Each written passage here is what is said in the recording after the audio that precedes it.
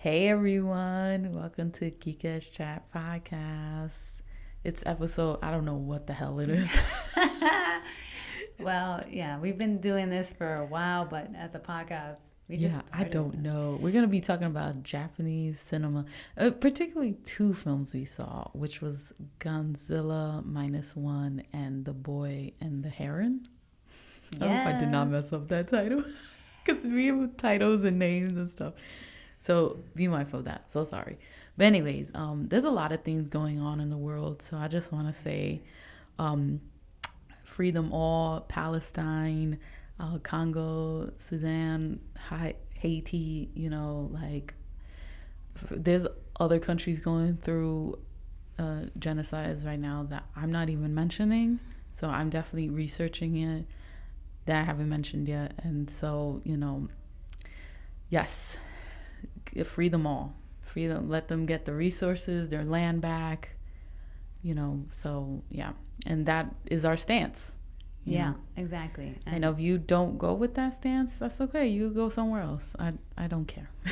yeah, because we're all about community and people and having their free Yes. rights and the resources they deserve To live. to They live. just want to live. That is their land. Like all these places suffering all these genocides, silent genocides. It is evil, insane. It's crazy. It's just, yeah.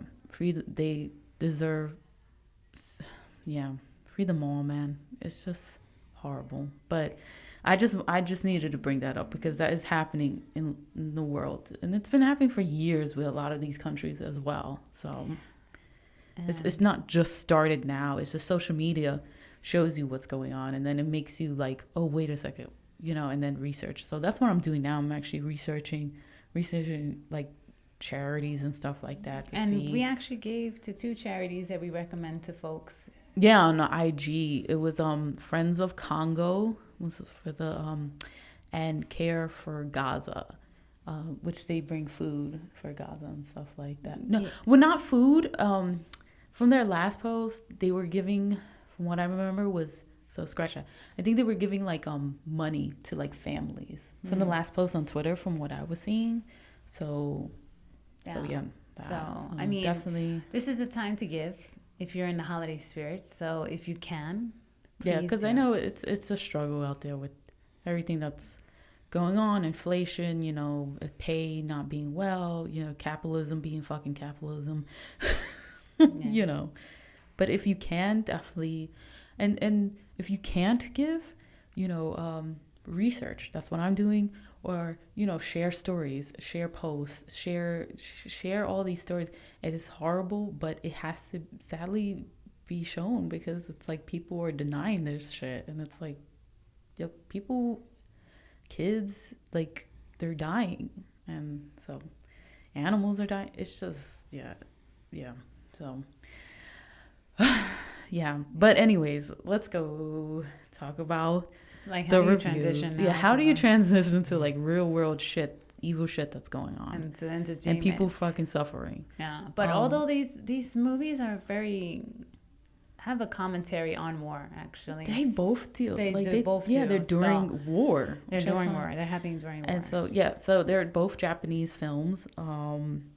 So first, I do want to mention My Hero Academia trailer. The trailer for season 7 came out, which My Hero, especially, it's Exciting. something that's been giving me joy for the past couple of months. In the sense, not joy, but you know what I mean. Like just like something, because our father passed away a couple months ago. Just something that I'm grabbing on to. So yeah, season 7 trailer just came out, and it looks exciting. It's in the final like war arc, and and everything's going crazy, and it's sad, and it's like you're like, damn, these teenagers have to fight these, take over, and fight these people, and like it's almost like a commentary on like what's going on, like how the generation of now like has to like they're fighting for Fighting for like their future. future, exactly. So I just find that interesting. Yeah, So because that's what I'm getting from I know My Hero that's story what's right now. happening now. Like more and more teenagers and even preteens are getting involved in activism, Which is great. which is It's feel sad like that it's they sad, but it's Yeah, also it's a sad. good thing because it's also important to fight for your future, and you wanna be able to have a voice in how you want to see Yeah. what happens in the future and around policies and all that. But sometimes I think that can't they just be a teen? Can't they just have No. fun? Why do they also have to have Why they have worries to about the fight? world and their livelihoods? I don't know. It's I don't know. I guess I don't even feel like bittersweet is a good word for it, but I mean, it's a little sad too that teenagers and preteens have to get out there and fight for their own lives or for their own freedoms. Yeah, and yeah, so the trailer was amazing. Even though you could tell like the animators are probably overworked. They're probably not getting paid well at Bones and stuff. So I hope they don't really give them the resources and time to do these animation stuff. Well, I don't know about Bones, but they probably do that at Bones too, because they do that at that animation studio called MAPPA. Hopefully, I'm saying it wrong. Right. Sorry. Saying it wrong. Yeah, I know, saying it wrong. I meant right. They're the studio that does Jujutsu Kaisen, JJK. I'm probably saying that wrong. Sorry about that. And Chainsaw Man.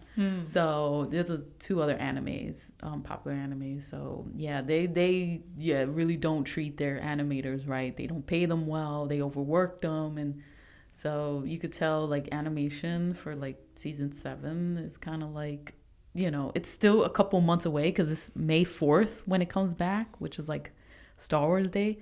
But yeah, man, those animators, they gotta get paid. They gotta need resources, time. Come on, give them that. Exactly. So yeah, it's sad, but it still looks pretty good. The blue sky is back. Yo, don't hate on the blue sky.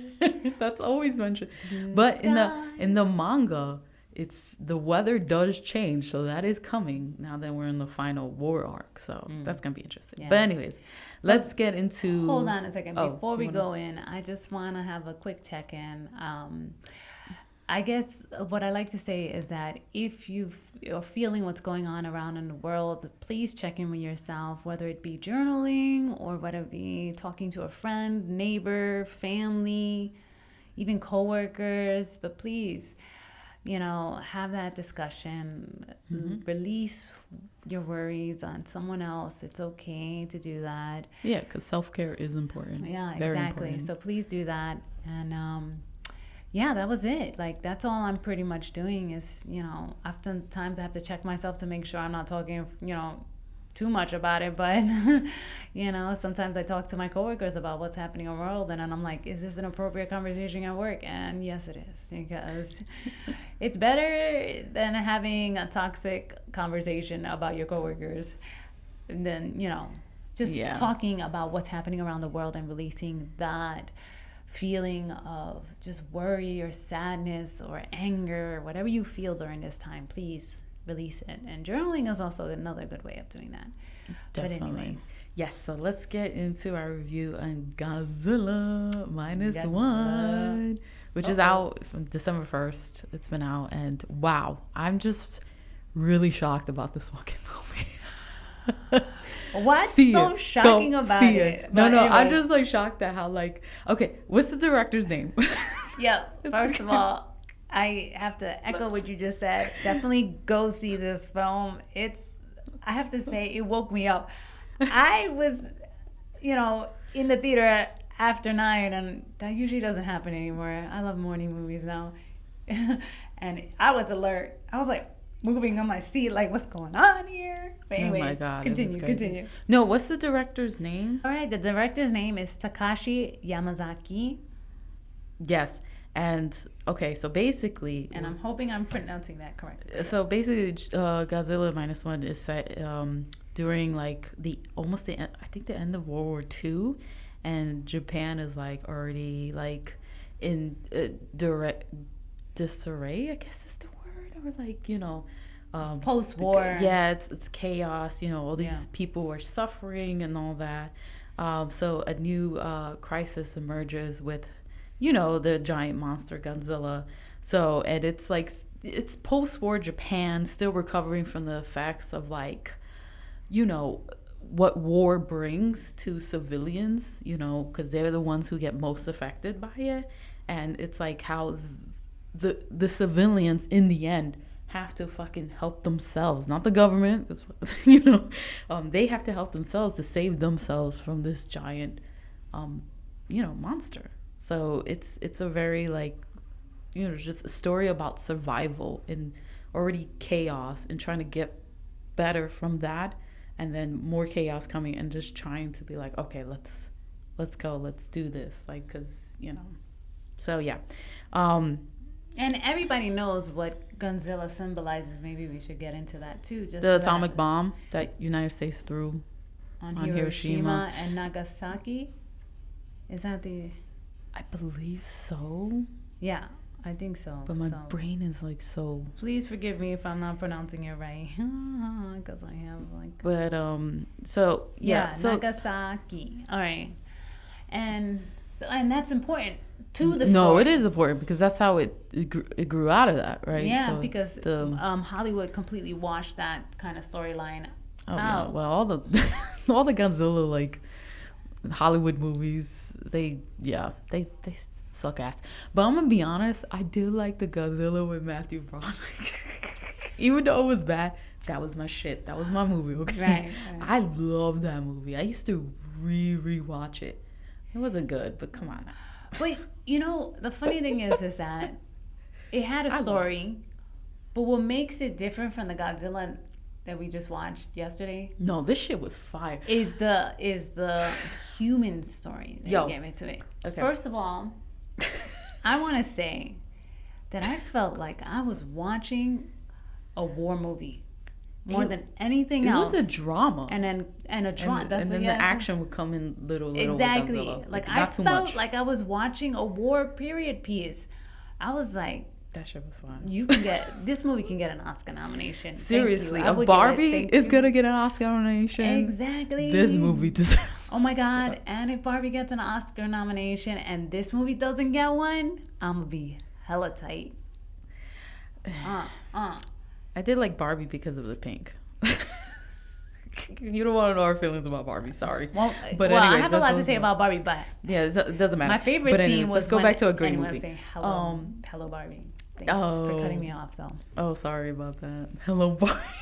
Hey, Barbie. But so basically, Godzilla minus one, from what I was looking up from the title, going back to the title, apparently it's like a singular thing that followed in the equation, that the singular whole world thing, which is the World War II, that horrible thing that, think of it like as one, and then they subtract it with his attack, Godzilla's attack, to minus one is meant to represent the effect of his attack on Japan. So basically, like, going back, like, they're already like suffering, and then it's more suffering and tax and stuff like that. Well, yeah. And just if I like the phoenix rising in the sense of getting out of that for these civilians, the Japanese civilians. Very and stuff. interesting. Can I just mention one thing the director said? I just have it here because I thought it was interesting, but it made me ponder so much. And I was like, this is what the director said. Godzilla is more an undiscerning god. And the monster was neither punishment nor was Japan a victim. In Japan, it is integrated into Shito belief. All of these negative things in the world have manifested themselves into Godzilla. And us, as humans, we are not out to kill Godzilla, but we're able to calm Godzilla and bring ourselves back to peace. Yeah. That's interesting. And this can mean a lot of things for a lot of people, but I just, this idea that it wasn't a punishment, or that, Japan wasn't a victim, that, I don't know, that Godzilla just represented this negative entity or something that it's sorts. At least that's how I'm interpreting what he said. Like, we were talking about how, like, Japan did a lot of atrocious things, taking over different countries and stuff like that. Yeah. Just like United States. Yeah. And so it's I think that's where that quote is coming from, in a sense of like, oh, is this punishment, is it not punishment for like what the Japanese government did. Ultimately, is the civilians and the people suffer from all of this, you know. Exactly. And because the government wants to be fucking evil ass wipes. And you know? I think that was the whole commentary around this story. It was this bigger idea that the average people from this country, workers, are the ones suffering, that have no food, that they're just eating like a rice, like pudding or something like that, or like oatmeal or something. The whole time I was watching this movie, it was just making me think of like what's going on around the world right now. And I don't want to compare because this is fucking, it's a movie, and real life is different. Like people are literally dying and suffering. But it was that connection of like just watching it, like, damn, I'm thinking about this right now while watching this movie. Yeah, because in the movie you see complete destructions of towns and homes and people are just trying to survive. And the people are living within the destruction. Mm-hmm. Trying to rebuild their homes. Find work. Yeah. And then within the story, we have the three main characters. What are their names? The actor's name is Kamiki, and he plays Kochi, they say it is Shikishima, and he is a former kamikaze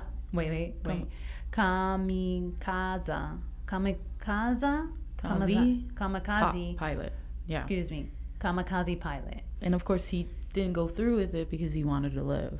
That's the running theme of what he goes through, facing Godzilla and stuff, and like that PTSD of like war, but also what he saw with Godzilla and stuff, and just wanting to live in this like, and also thinking like the trauma that he went through, and thinking like there was an interesting thing in the movie. We were talking about like how he thought this whole time he was dead.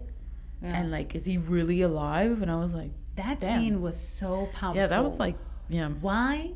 Is because there are actually psychological terms to explain situations like that.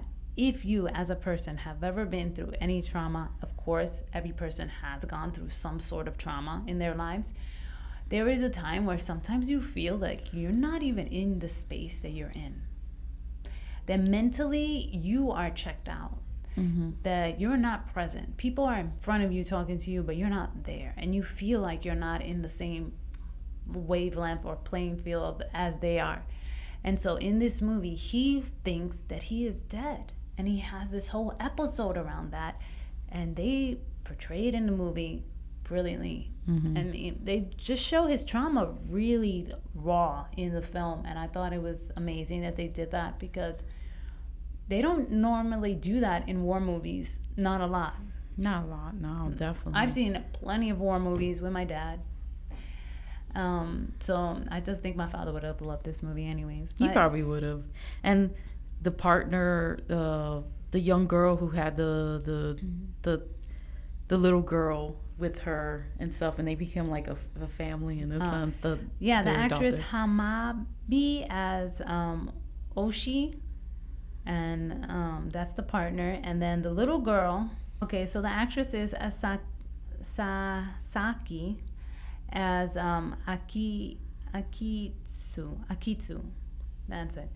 But just to talk about the partner first. Oh, no, she was great because she was just surviving, and she was surviving with this little girl that who was an orphan. Who was an orphan too, and she was an orphan, and so it's like they become this family. Him, her, and the little girl becomes their adopted daughter, basically. Yeah. And so, and that little actress, that little girl, she steals the scene in a lot of. Holy shit, she steals the scene.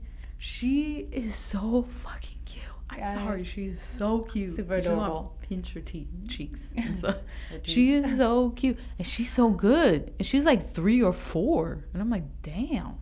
Wow. Shit, I can't act for shit. Got talent, and her crying scenes were on point. I was like, yo. I was like, okay. One of those.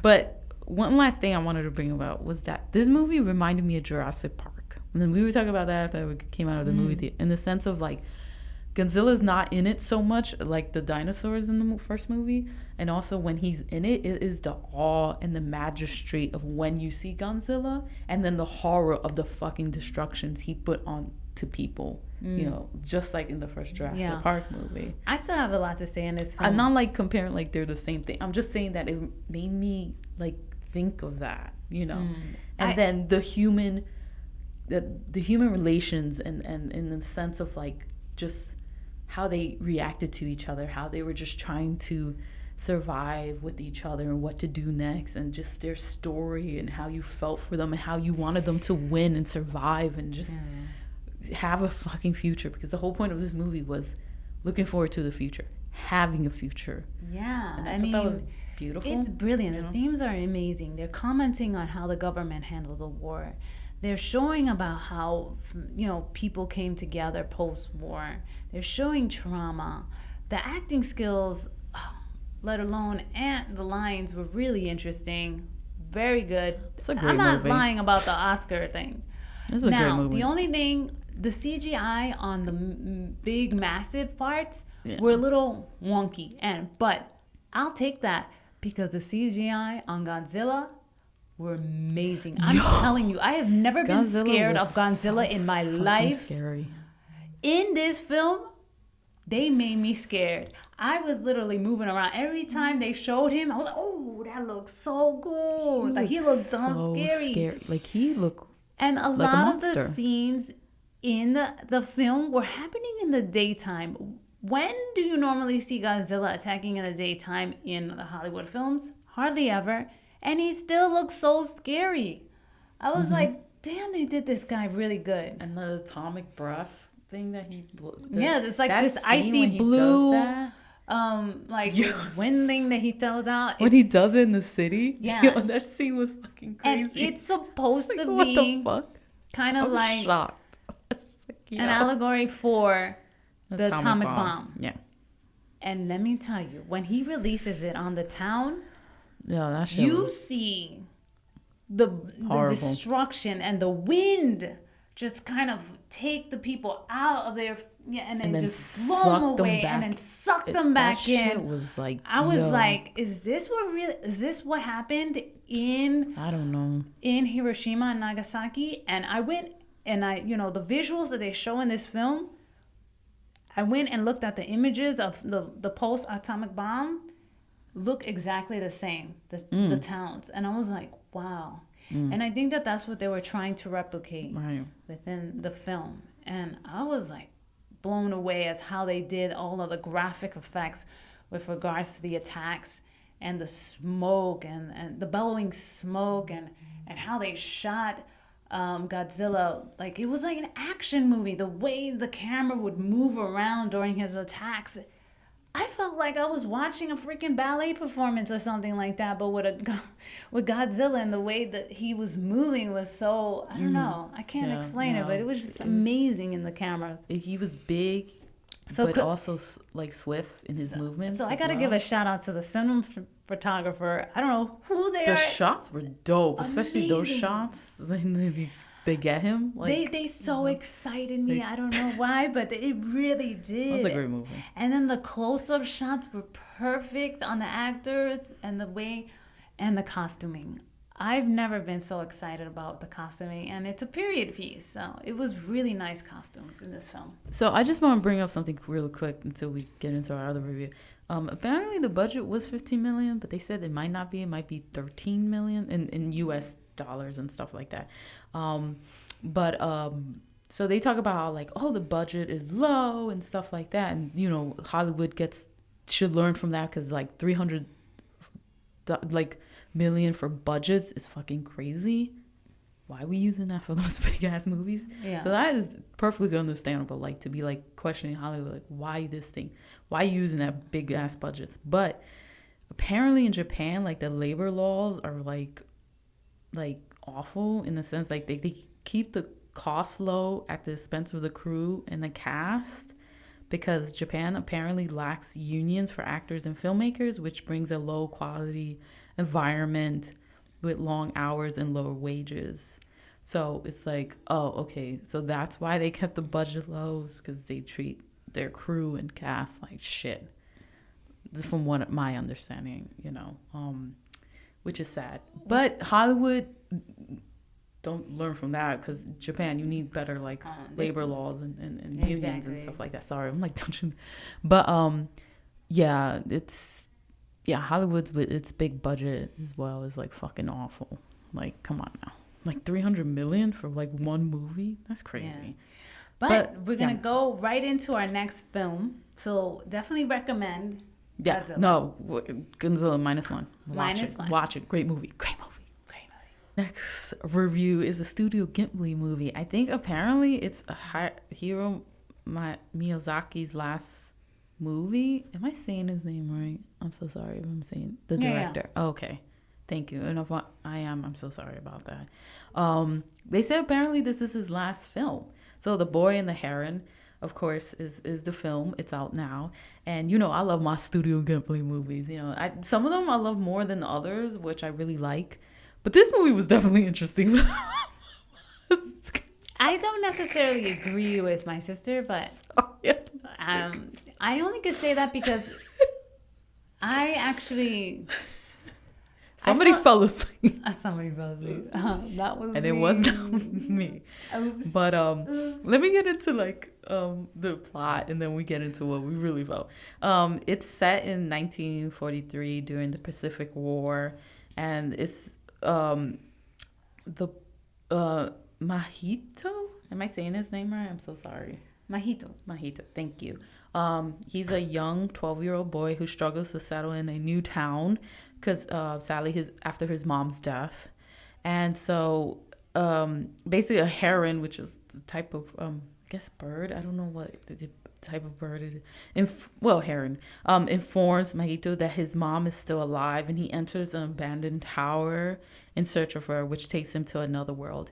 It's like not Spirited Away, but it's like in that dreamlike state of Spirited Away, in the sense, it's like, it's another world type of like fairy tale and stuff like that, or dreamscape and stuff.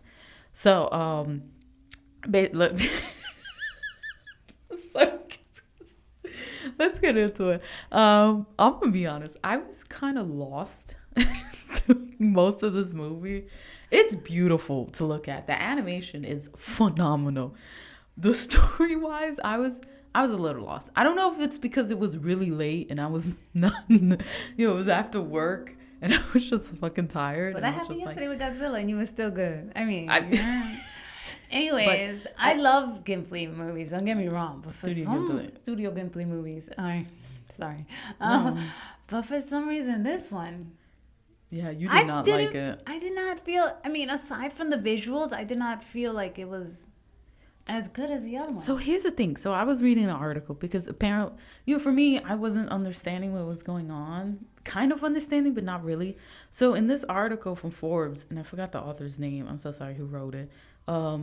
Basically, it's like it's very ambiguity about the film, in the sense of like, because of the dreamscape and the logic of dreams, interpreting it and stuff like that. And so what they got from it was that The Boy and the Heron was a reflection of Miyazaki's like life and legacy, and basically his philosophy and the acceptance of the end, because this is his last film. And so I was like, oh shit, okay. And basically learning to grow with your the suffering, and moving on from that suffering, and just, the next step of life and all that. Very interesting. So that's what they got out of it. And I was like, because I kind of like saw that, in the sense of like, okay, I could see where, because it talks about like time and legacy and just like, and acceptance and like moving forward, and the like not the young boy not moving forward from the suffering, suffering because of his mom's death, because that's really hard, grief we're still in our grooves because our father just passed away. So, and that's fucking really hard to move on from. And it's not really moving on from it because you fucking can't. Let's be honest, you can't. It's more of living with it and just trying to move forward. And I think that's what the movie was trying to say. So reading that article and then remembering watching the movie, it made me appreciate the film more because I could see how it's a reflection of his legacy of just accepting the flaws and the mistakes and the suffering that has happened to him, and then moving forward and just using that with the child, and and this, what happened to his mother, and then having a new stepmother, which was interesting, was the stepmom being his aunt. I was like, oh, that's another thing. I was like, okay, like it happens, but I don't know if I could jive with that, but it was all right. Because now his little brother, because she's pregnant, his mom's sister ends up being married to his dad, so she's pregnant, of course, and it also goes into her acceptance of him as her son, and also like the guilt that she feels about her sister dying and then being married to the husband, and then all that comes with it, that and usually an acceptance of trying to be a mother to her nephew now. That was interesting. So that was interesting, and the woman's role in society as well. I mean, honestly, I found that interesting. I did get the whole story of what you read in the article. I did get it from the pieces I saw in the movie. Mm-hmm. But for me, it was just hella slow. I was like, whoa. Yeah, I think for you it was slow. Ghibli Studio Films, I know them to be having a slow pace within the film. But because they're so well like plotted in the story and the human context of the character, I can follow along really well and not feel like, oh gosh, this is getting boring. Where in this film, it was just really, really slow paced. And I ended up falling asleep. But I did wake up during the interesting parts of the movie, which had a lot of great That's why I love it, because she felt. I can tell when the sense of how the birds were seen as the villains, but really weren't. Yeah, they were, and they were killing. Wanting to eat the humans. They wanted to eat the humans, and that was interesting. That was interesting how they showed pelicans. Is it? That's what they call it. I don't know. Parakeet. It was enough to make me scared of birds. The names of the bird. Those type of birds. They were the villains in the sense, not really, but Parakeet. I think so. Yeah. Yeah, because they were very big in parakeets. That world. Yeah. And then they were small. And then when they came out from the tower. When he came back. Yeah. Yeah. And it was interesting in the end of him not accepting that the dreamscape that the great uncle made, which is what he goes into, and then saying that I accept my suffering and the flaws or my suffering and just moving forward and accepting the world as it is, because I think the uncle wanted to change it. Make it like pure. Perfect world. Yes, a perfect world. Yeah. And he was like, no, I want to live all the shitty shit. Well, no, in the sense of like suffering is part of life, right? Just like the good stuff. Sadly, but it is, and suffering. It's about, just like I said before, moving forward with that. I know, it's that yin yang balance. I guess so. Yeah. I don't know. When reading the article and just remembering watching the movie, I appreciate more. I definitely gonna watch the movie again. I keep on fucking hitting the mic. I don't know what's wrong with me. I'm gonna watch it again. I'm not gonna watch it in the movie theater. I'm gonna watch it at home so I can understand it better. But yeah, I'm gonna be honest, I was a little confused watching it. This girl fell asleep. She's dumb. I want to see Kiki again. That's who I want to see. Oh, Delivery Service. I love that movie. Spirit Way was a great movie. Yeah. But yeah, it was beautiful to I don't think I have anything to say. That's pretty much it. But thank you for joining us. Thank you for joining us. Awesome. Have a great weekend, month, year. Please take care of yourself. Get the rest you need. Yeah, thanks for watching Geekish Chat. Subscribe, you for watching like, and listening on Apple Podcasts, YouTube. Thank you. And please share our show with other people who love movies. Yes, definitely. Adios. Peace out. Bye.